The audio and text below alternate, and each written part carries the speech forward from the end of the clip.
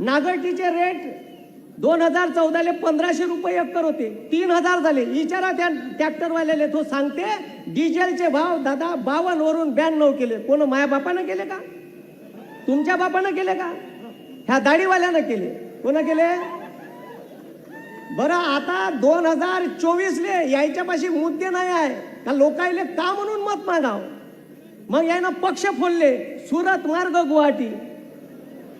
आदरणीय उद्धव ठाकरे साहेब मुख्यमंत्री व्हायचं ठीक आहे, पहिले बोलले आणि मग मुख्यमंत्री द्यायची वेळ आली आणि मुख्यमंत्री झाले तर त्याचे आमदार कसे चोरून न्यायचे? इलेक्ट्रॉल बॉन्डचे पैसे दाबले ना खरेदी करायसाठी. तुम्हाला वॅक्सिन दिलं, अरे कुठं कुठं फोटो नाही लावले ते वॅक्सिनच्या सर्टिफिकेटवर फोटो.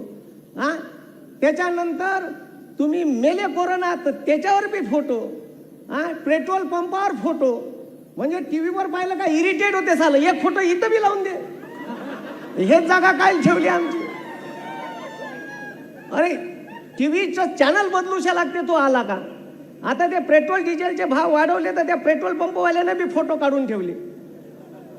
आणि सेल्फी पॉइंट लावला, प्रत्येक रेल्वे स्टेशनवर सेल्फी पॉइंट लावला. 6.25 लाख रुपये खर्च आहे. कोणाच्या पैशात लावाय माहित आहे का? तो तुमच्या आमच्या लोकांच्या टॅक्सच्या पैशातून सेल्फी पॉइंट लावले. एक लोक सेल्फी पॉइंट नाही काढत, कुत्रे मुतून चालले जाते त्याच्यावर. आणि आपण एका अनपढ पंतप्रधानाला निवडून दिलं आणि म्हणून तो या देशाचा सत्यानाश करून राहिला. हे लक्षात ठेवा का यायनं दुसरा पक्ष फोडला आणि पवार साहेबाच्या घरातच फुटपाट केली आणि घड्याळीचं चिन्ह सुद्धा चोरून नेलं. पण मी तुम्हाला सांगतो का येणाऱ्या 7 तारखेला सुप्रिया ताईंना एवढं मतदान करा, एवढं मतदान करा का जेव्हा 4 तारखेला रिझल्ट लागेल ना, सकाळी 7 वाजता काउंटिंग सुरू होईल तर चोरून नेलेलं घड्याळ 10 वाजून 10 मिनिटांनाच बंद पडलं पाहिजे. आणि ते घड्याळ बंद पडलेलं घड्याळ 2 दिवसात पवार साहेबाच्या चरणी यायला आणून द्या लागल. आणि ते घड्याळ एकच माणूस चालू करू शकते, त्याची चाबीच मान्य पवार साहेबाच्या हाती आहे.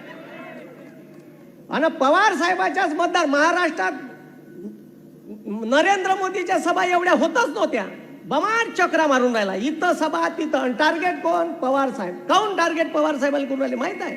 त्याला माहित आहे बंद्या देशाच्या राजकारणात जर आमचे 273 उमेदवार आले नाही आणि 10-15 उमेदवार सरकार स्थापन करायला कमी पडले तर एकच माणूस या राजकारणाच्या आकड्याचा जादूगार आहे, तो म्हणजे माननीय शरद पवार साहेब. माणूस सकाळी पाठवाचा लंकेत, शपथविधी घ्यायचा आणि लंका जाऊन 3 वाजता वापस आणायचा कसा? हे पवार साहेबालेच विचारा. म्हणून पवार साहेबाच्या नांदी जाऊ नका म्हणा. ठीक आहे, आमचं घड्याळ बी वापस आणू आपण. आणि येणाऱ्या 4 तारखेला इंडिया अलायन्सचा एक उमेदवार प्रत्येक ठिकाणी वाढू. आमच्या विदर्भात आता मतदान झालं, ठीक आहे, 11 जागा झाल्या. 11 जागापैकी 8 ते 9 जागा येते. त्याच्यात नितीन गडकरी साहेबाची स्वतःची सीट डामाडोल आहे.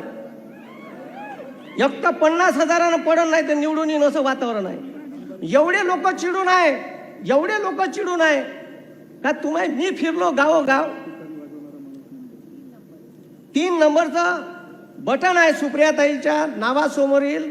3 नंबरचं तुतारी वाजवणारा जो माणूस आहे त्या नावासमोरचं चिन्हाचं बटन दाबून तुम्हाला भरघोष मतानं येणाऱ्या 7 तारखेला मतदान करायचं आहे.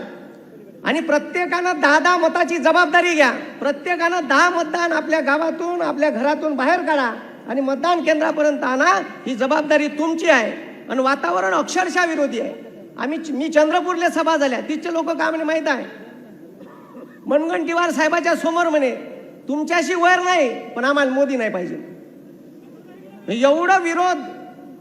अरे या मोदीनं आता 3 दिवसाच्या अगोदर गुजरातचा पांढरा कांदा 2000 मेट्रिक टन कांदा निर्यात करायला परवानगी दिली आणि महाराष्ट्राचा कांदा निर्यात करायला परवानगी नाही. आमचा 1,76,000 करोड रुपयाचा सेमीकंडक्टरचा महाराष्ट्रात प्लॅन्ट येणार होता, तो गुजरातला नेला साल्यानं.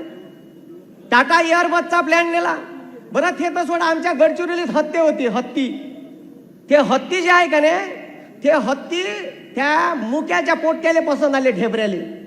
ते मुक्याचं पोट्ट नाही का आता लग्न झालं, त्याच्यासाठी हत्ती नेले, संभाजीनगरचे वाघ नेले. अरे बा सगळेच कोणा याचं दाब त्याचं दाब न साजरा कर, याचं लिपस्टिक घे, तिचे कानातले घे, दुसऱ्याचे नाकातले घे, माया गुजरात साजरा कर. नसन होत तर आम्हाला सांग, पवार साहेबांना दे म्हणा, गुजरात डेव्हलप करून दाखवतो. दुसऱ्याचं काय घेऊन राहिला तू, इकडून ने तिकडून ने.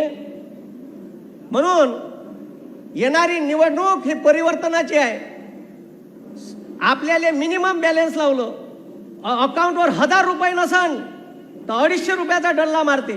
आता मीटर येणार आहे, प्रीपेड मीटर. पैसे टाकले तर लाईन चालू, नाही तर लाईन बंद. घ्या शेकून मग गरम फडक्यानं. जर तुम्हाला गरम फडक्यानं शेकून घ्यायची नसेल तर येणाऱ्या 7 तारखेला सुप्रियाताई यांच्या तुतारी वाजवणारा माणूस या चिन्हासमोरचं बटन दाबून जास्तीत जास्त मतानं विजयी करायचा आहे. मी एवढंच बोलतो. आपले पोटे स्टेटस ठेवते, अब की बार 400 पार. अबे तुया बापाची कांद्याची बोरी 400 पार नाही चालली, तू का स्टेटस ठेवून राहिला.